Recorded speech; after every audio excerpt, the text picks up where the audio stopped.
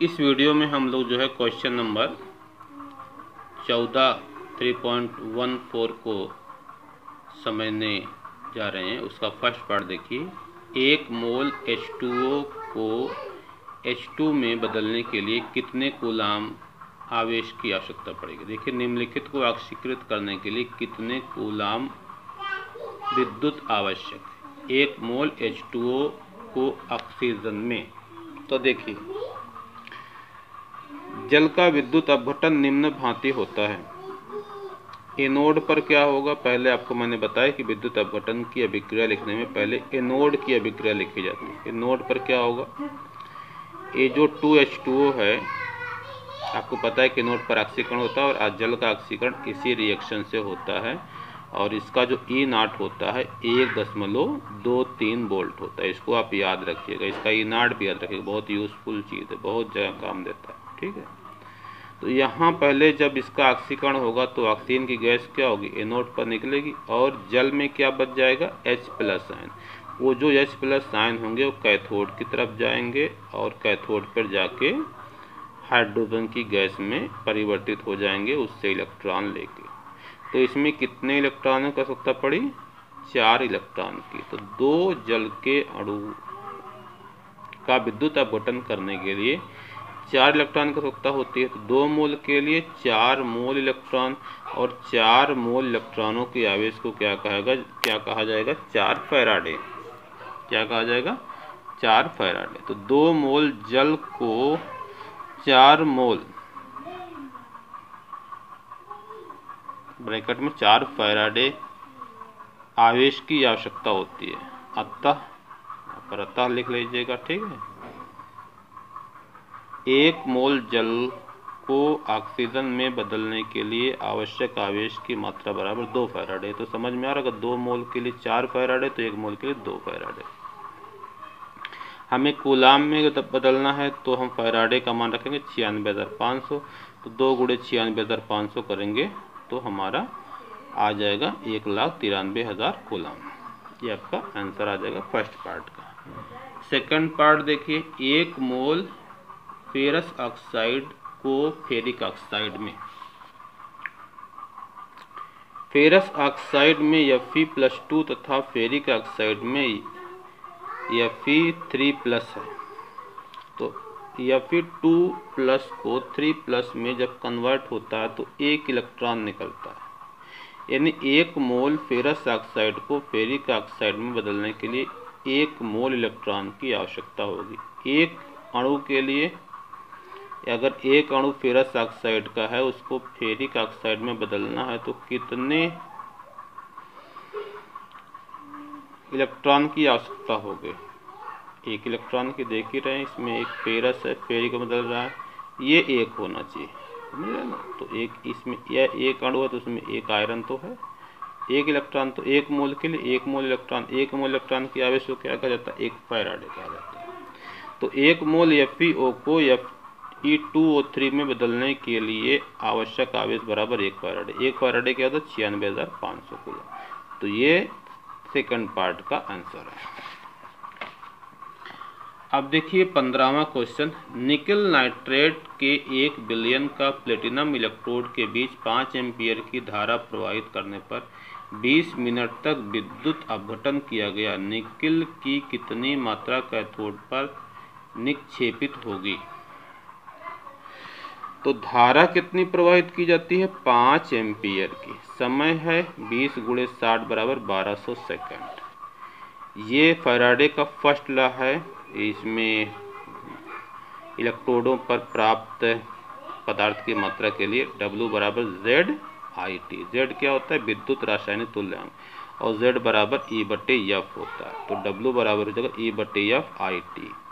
E क्या होता है, परमाणु द्रव्यमान बटे, अगर वो आयन है तो उसका आवेश। तो आपको पता है कि जो निकिल होता है वो +2 आयन बनाता है। ठीक है, और उसमें निकल नाइट्रेट में जो निकल है वो +2 स्टेट में है। तो निकल का परमाणु द्रव्यमान होता है 58.7/2। या तो E हो गया। I 5 एम्पीयर, T 1200 सेकेंड, बटे ये तो निकल का परमाणु क्रमांक बटे 2, ये तो ई का मान है। ठीक है, परमाणु क्रमांक में आवेश से भाग देते हैं। यफ क्या 96,500, ऊपर गुणा करेंगे तो इतना आएगा, नीचे गुणा करने पर इतना आएगा, भाग देने पर आएगा 1.8248 ग्राम। तो इसका आंसर आ गया। 16वां देखिए, zinc sulphate, silver nitrate, copper sulphate विलयन वाले 3 विद्युत अपघटनी विलयनों ABC को श्रेणीबद्ध किया गया है। 1.5 एम्पीयर की विद्युत धारा सेल B के कैथोड पर 1.45 ग्राम सिल्वर निक्षेपित होने तक लगातार प्रवाहित की गई। विद्युत धारा कितने समय तक प्रवाहित हुई? निक्षेपित कॉपर एवं जिंक का द्रव्यमान क्या होगा? ठीक है, 3 विलयन हैं, तीनों में विद्युत धारा जो है वो समान समय तक और समान प्रबलता की प्रवाहित की गई। तीनों विद्युत अपघट्ट श्रेणी क्रम में। तो श्रेणी क्रम में आपको पता है ना, विद्युत धारा जो होती है समान होती है, समान समय तक है। तो पहले हम लोग सेल बी के लिए सॉल्व करेंगे। धारा जो है वो 1.5 एम्पीयर की प्रवाहित की गई है। ठीक है, पहले तो हमें समय निकालना। इसमें ये W दे दिया गया, मात्रा W जो दिया गया है वो 1.45 ग्राम है। इतना आपको W दिया गया। तो ये फार्मूला होता है W बराबर EIT/F। 1.45, E का मान 108, I का मान 1.5, T/F का मतलब 96,500। ये गुणे हो जाएगा, बटे में जाएगा, तो हल कर लेंगे, T का मान आ जाएगा 863.74 एम्पीयर। अब ये तो पहला आंसर आ गया, समय निकल गया कि हमें पूछा गया था ना कितने समय तक प्रवाहित करने की, तो एक आंसर आ गया। अब हमें कॉपर और जिंक की मात्रा भी निकालनी है। तो निक्षेपित कॉपर की मात्रा की फार्मूला लिखना, W बराबर EIT/F। E क्या होता है? तुल्यांकी भार। तुल्यांकी भार बराबर क्या होगा? परमाणु भार बटे आवेश। तो कॉपर पे क्या होता है? Cu2+ होता है ना। तो कॉपर का परमाणु भार 63.5/2, I 1.5 एम्पियर, T 863.74/96,500 और 2 तो पहले से। तो जब इसको गुणा करेंगे तो ऊपर इतना आएगा, नीचे इतना है, भाग देने पर 0.426 ग्राम आएगा। तो ये हमें कॉपर की मात्रा मिल गई।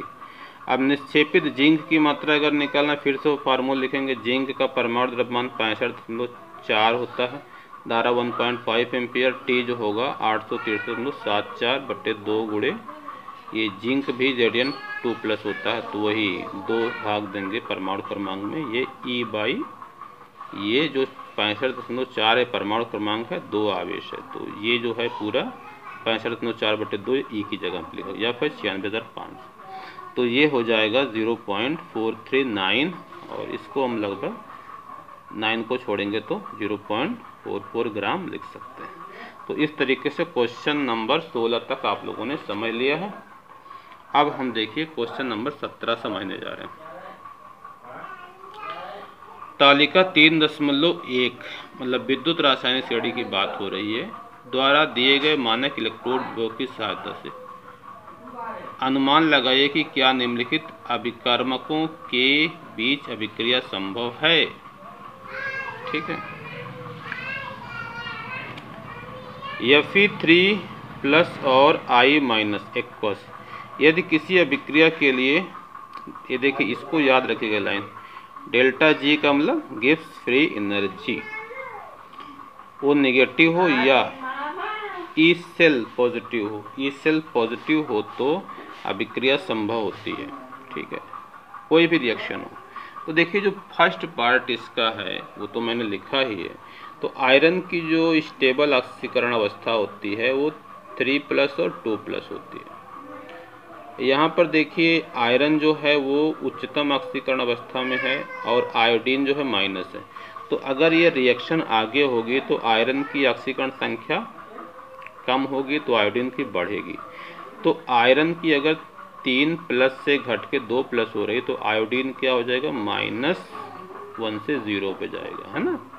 मतलब ये तो रिडॉक्स रिएक्शन होती है, आपको पता है ना कि कोई भी सेल अभिक्रिया क्या होती है, रिडॉक्स अभिक्रिया होती है। एक का ऑक्सीकरण होता है तो एक का अपचयन होना जरूरी होता है। तो जिसकी ऑक्सीकरण संख्या घट रही है उसका क्या होता है, अपचयन होता है, और जहाँ अपचयन होता है वो क्या बनता है, कैथोड बनता है। और जिसकी ऑक्सीकरण संख्या बढ़ रही है उसका क्या होता है, ऑक्सीकरण होता है, और वहाँ पर क्या बनता है, एनोड बनता है। तो ये क्या बनेगा, कैथोड, ये क्या बनेगा, एनोड। तो E0 Fe3+ ऑब्लिक Fe2+, इसका जो E0 दिया आपकी इलेक्ट्रोकेमिकल सीरीज में दिया है उसको देख लीजिएगा, 0.77 वोल्ट होता है, ठीक है। और E0 I2 से -I, इसका जो E0 होता है वो +0.54 वोल्ट होता है। ये बात समझ में आ रही होगी कि एक इलेक्ट्रॉन यहाँ से क्या होगा,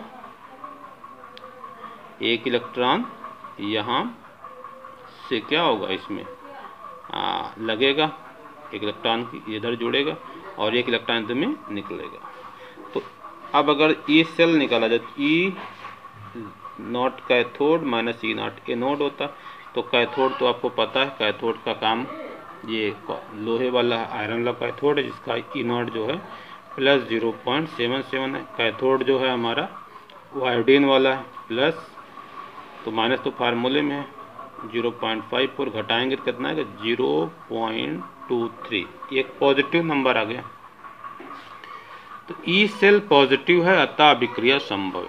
ई सेल अगर E0 सेल हमारा पॉजिटिव आ जाएगा किसी भी सेल रिएक्शन के लिए तो वह अभिक्रिया क्या होगी, संभव होगी। यानी जो पहली अभिक्रिया लिखी है ये रिएक्शन आगे संभव है, और वो जो रिएक्शन मैंने लिखी थी वो रिएक्शन होगी। अब सेकंड वाला देखिए, Ag+ एक्वस और Cu सॉलिड। अब देखिए अगर Ag+ एक्वस और Cu सॉलिड है, रिएक्शन हो रही है, तो Ag सॉलिड और Cu2+ ये बनना चाहिए, क्योंकि कॉपर की स्टेबल ऑक्सीकरण अवस्था क्या होती है, 2+ होती है। सिल्वर जो होता है स्टेबल ऑक्सीकरण संख्या Ag+ होती है। तो इसकी अगर भाई Ag+ है तो ये घटेगी ही घटेगी, क्योंकि ये तो हाई में दिया है। कॉपर क्या है, ये अपना न्यूट्रल में, तो ये बढ़ेगी, ठीक है।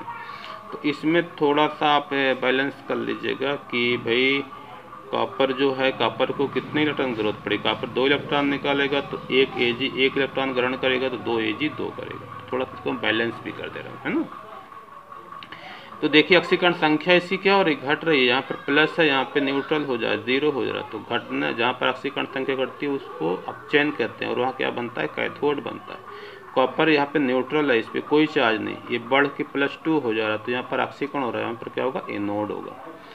तो चांदी का मानक अपचयन विभव +0.480 होता है, जो मैंने लिखा है 0.80 होता है। कॉपर का +0.34 वोल्ट होता है। तो ये आपको याद ही रख लेना चाहिए, और ये फार्मूला भी पता है, E0 सेल बराबर E0 cathode minus E0 anode.